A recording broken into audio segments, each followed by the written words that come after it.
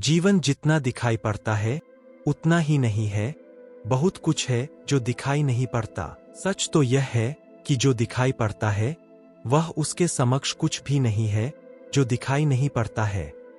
हम देखें, आकाश में फैली हुई शाखाएं दिखाई पड़ती है, हवाओं में नाचते हुए पत्ते दिखाई पड़ते हैं, सूरज की किरणों में मुस्कुराते हुए फूल दिखाई पड़ते हैं, लेकिन वे जड़ें नहीं दिखाई पड़ती है जिनके बिना यह वृक्ष बिल्कुल नहीं हो सकेगा। वे जड़ें पृथ्वी के नीचे छिपी हुई है और अगर कोई उन जड़ों को भूल जाए तो वृक्ष के प्राण उसी क्षण क्षीण होने शुरू हो जाएंगे।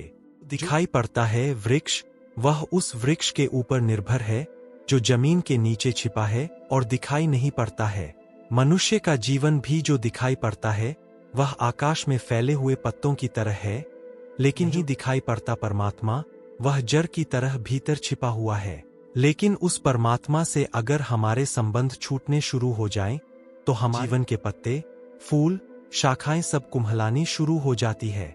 जड़ दिखाई नहीं पड़ती है, परमात्मा भी दिखाई नहीं पड़ता है। जहां से जीवन फूटता है और विकसित होता है वही दिखाई नहीं पड़ता है।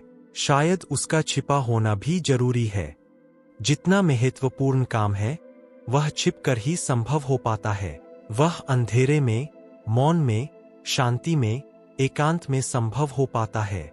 जड़ों को हम सूरज की रोशनी में निकाल लें, फिर वे काम करना बंद कर देंगी। वे छिपकर काम करती है। ऐसे ही परमात्मा भी जीवन के सारे प्रकट के भीतर अप्रकट होकर काम करता है। लेकिन जो है वह हमें दिखाई पड़ता है आंखों से, और जो नहीं दिखाई पड़ता है हम सोचते हैं वह नहीं है। हम बहुत ज्यादा पार्थिव ढंग से सोचते हैं। अगर एक फूल के पास एक कवि को ले जाएं, एक प्रेमी को ले जाएं, एक चित्रकार को ले जाएं, तो उसे फूल में बहुत कुछ दिखाई पड़ता है जो हमें दिखाई नहीं पड़ता। और अगर वह फूल के सौंदर्य की बातें करे तो हम कहेंगे कहाँ है सौंदर्य? रंग है, आकार है, फूल में कुछ खनिज है, कुछ केमिकल्स है, कुछ पदार्थ है, सौंदर्य कहाँ है? शायद फूल को प्रेम करने वाला सौंदर्य को निकाल कर अलग दिखा भी नहीं सकता। शायद वह कुछ भी नहीं कह सकता, हार जाएगा। ऐसे ही कुछ जीवन में जो महत्वपूर्ण है वह भी उनको ही दिखाई पड़ता है जो देखने के लिए एक रिसेप्टिविटी, एक ग्राहकता अपने भीतर पैदा कर लेते हैं, अन्यथा दिखाई नहीं पड़ता। लेकिन हमें तो अपने ही भीतर जो है वही दिखाई नहीं पड़ता।